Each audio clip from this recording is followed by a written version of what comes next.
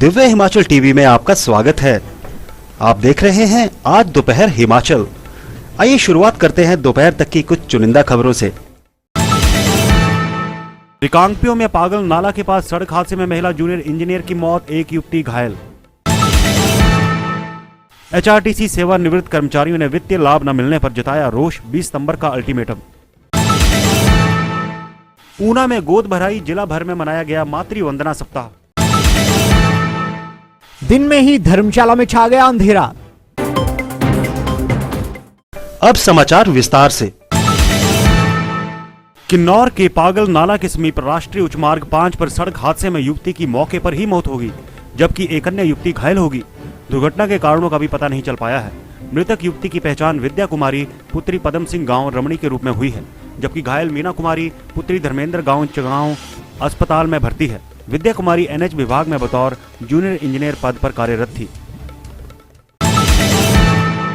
हिमाचल पथ परिवहन सेवानिवृत्त कर्मचारी कल्याण मंच ने 240 करोड़ के वित्तीय लाभ न देने पर कड़ा रोष जताया है।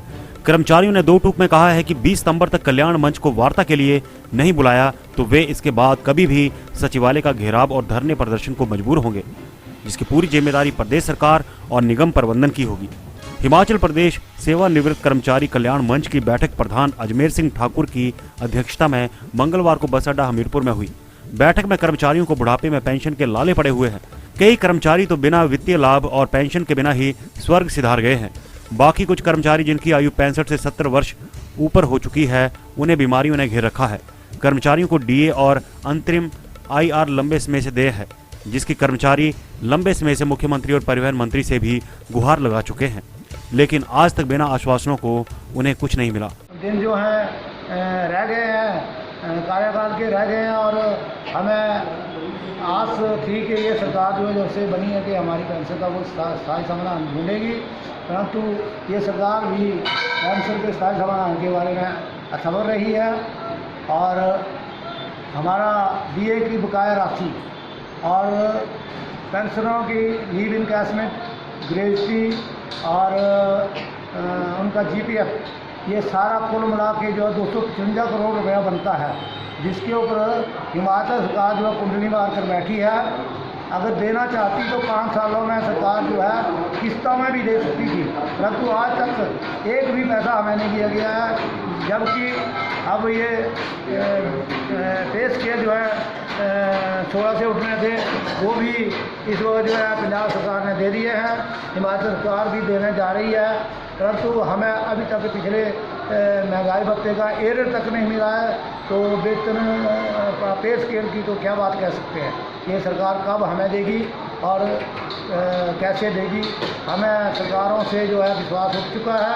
अगर सरकार समय रहते हमारा 20 सितंबर से पहले अगर वार्ता के लिए नहीं बुलाती है, तो हमने कल्याण मंच ने जो है कांगड़ा से 5 तारीख को निर्णय ले लिया है कि 20 सितंबर के बाद कोई भी धरना प्रदर्शन या सचिवालय का घेराव हो सकता है, जिसकी जिम्मेदारी सारी हिमाचल सरकार और निगम प्रबंधन की होगी। ऊना में पहली से 7 सितंबर तक आयोजित किए गए मातृ वंदना सप्ताह का मंगलवार को समापन हो गया। पहली से 30 सितंबर तक आयोजित पोषण माह के तहत जिला कल्याण विभाग के सभागार में एक कार्यक्रम का आयोजन किया गया। इस अवसर पर छठे वित्त आयोग के अध्यक्ष सतपाल सिंह सत्ती ने बतौर मुख्य अतिथि शिरकत की। कार्यक्रम के दौरान छोटे बच्चों को अन्न ग्रहण के साथ साथ गर्भवती महिलाओं की गोद भराई की रस्म भी निभाई गई। पूरे देश के अंदर केंद्र सरकार और प्रदेश सरकारें कोशिश कर रही हैं कि देश के अंदर बच्चों के अंदर और महिलाओं के अंदर जो कुपोषण की एक समस्या है उसको दूर किया जाए। उसी के अंतर्गत प्रधानमंत्री मातृ वंदना योजना शुरू की गई थी। उस योजना का शुभारंभ 1 सितंबर से हुआ था और आज उसका समारोह हुआ है, समापन हुआ है। इस योजना के अंतर्गत विभाग ये कोशिश करता है कि उन महिलाओं तक, उन बच्चों तक पहुंचा जाए जो कुपोषण का शिकार हैं, जो उन महिलाओं तक पहुंचाया जाए जो महिला पहली बार मां बनने वाली है। तो उस कड़ी में उनको कुपोषण से बचाने के लिए अलग अलग जो गाइडलाइन है उसके बारे में जानकारी दी जाती है।